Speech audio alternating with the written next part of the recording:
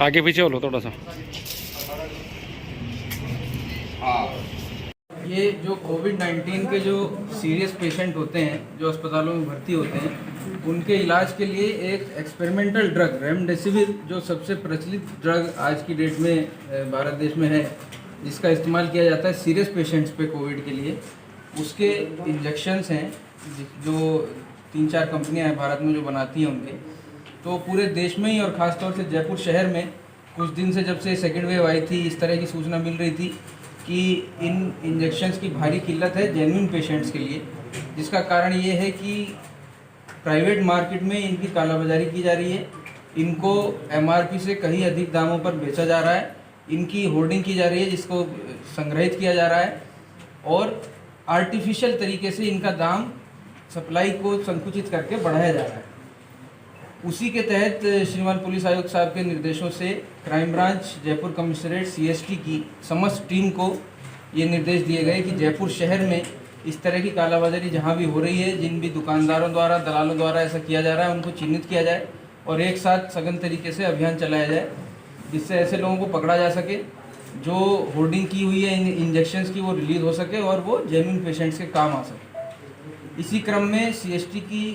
एक team CA साहब रविंदर जी के नेतृत्व में कल मुरलीपुला इलाके में डिकॉय ऑपरेशन ने कंडक्ट किया, जिसमें कि एक मेडिकल स्टोर था, उस पर हमारा जो जाब्ता है वो डिकॉय कस्टमर बन के गया और उन्होंने बिना किसी प्रिस्क्रिप्शन के कच्ची पर्ची पे लिख के ये बताया कि ये रेमडेसिविर नाम का इंजेक्शन मिल सकता है क्या, मुझे इस तरह की ज़रूरत है। जिस पे ये जवाब आया कि वो इंजेक्शन जिसका एमआरपी 5400 रुपये कंपनी द्वारा निर्धारित है, वो 15,000 16,000 तक की कीमत में उपलब्ध है इन जगहों पर, और उसको कहा कि 1 घंटे के बाद आपको इंजेक्शन मिल जाएगा, आप पैसे जमा करा दें और यहाँ वेट करें। तो जाब्ता वहीं वेट कर रहा था, तभी 2 इंजेक्शन लेके कोई दूसरा आरोपी, इनका जो साथी था, वो 2 इंजेक्शन लेके दुकान पे आया, जिसको वहीं दस्तयाब किया गया, डिकॉय ऑपरेशन कंप्लीट किया गया। उसी सिलसिले में पूछताछ के आधार पर ये पूरी चेन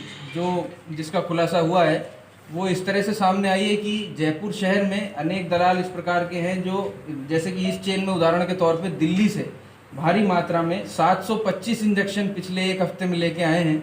और एक बड़ी चेन दलालों के मार्फत जयपुर शहर के अनेक medical store, individual customer, patient और हॉस्पिटल्स में इनकी अनाधिकृत सप्लाई कर रहे हैं। इनमें से किसी के पास भी पहचान करने का कोई वैलिड अनुज्ञा पत्र नहीं है, और हर स्टेज पे कमीशन लेने के कारण ये इस इंजेक्शन को दिल्ली से करीब 2200 रुपये में लाना बताते हैं, और इसकी बाज़ार कीमत 15,000 से लेके 25 से 30,000 रुपये इन लोगों ने कर दी है। तो इस सिलसिले में 6 आरोपी मुरलीपुरा थाने पे गिरफ्तार किए गए हैं, 4 इंजेक्शन के वायल मौके से जब्त किए गए हैं। इसमें मैं आपको ये भी बताना चाहूँगा कि जो औषधि नियंत्रक विभाग है राजस्थान का, वो इसमें हमारे साथ ही विवेचना कर रहा है, और इस संभावना से भी इनकार नहीं किया जा सकता कि ये इंजेक्शन पूर्णतया नकली हो या इनके लेबल के साथ टेम्परिंग की गई हो, और ये वो दवाई न हो जो हेट्रो फार्मास्यूटिकल, जो इनकी निर्माता कंपनी है हैदराबाद में, उसके द्वारा निर्मित की गई थी। तो ये अनुसंधान का प्रथम विषय है कि हम उस निर्माता कंपनी से ये बैच नंबर, एक्सपायरी डेट, इसका मिलान करें, फिर इसका केमिकल एनालिसिस करा के ये निर्धारित करें कि वाकई में ये ड्रग जो रेमडेसिविर थी भी या कोई नकली दवाई थी जो औने पौने दामों पर खरीद के और कमीशन लेके कालाबाजारी की जा रही थी। यहीं से कुछ आसूचना एकत्रित हुई थी, जिस क्रम में कोतवाली थाना क्षेत्र में भी एक जगह दबिश दी गई है, जिसमें औषधि नियंत्रक अधिकारी को साथ लेकर दबिश दी गई है, और एक आरोपी दस्तयाब करके अभी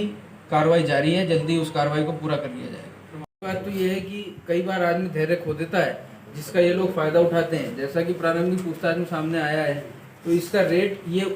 मजबूरी देख के बढ़ाते हैं। तो जैसा कई बार ऐसा भी हुआ है कि अभी इस केस में 15,000 में ये मान गए थे, और अगर मजबूरी ज़्यादा है या पेइंग कैपेसिटी सामने वाले की ज़्यादा है तो 25,000 तक उस दाम को ले जाते हैं। तो जहाँ तक संभव हो सकता है सरकारी माध्यमों से खरीदने का प्रयास करें, और ये एक सर्वविदित बात है कि पूरे देश में ही इसकी एक बोटलनेक बन गया है अभी, क्योंकि सेकेंड वेव बहुत तेज़ी से आई है, पर जहाँ तक मैं समझता हूँ ये ज़्यादा दिन नहीं चलेगा,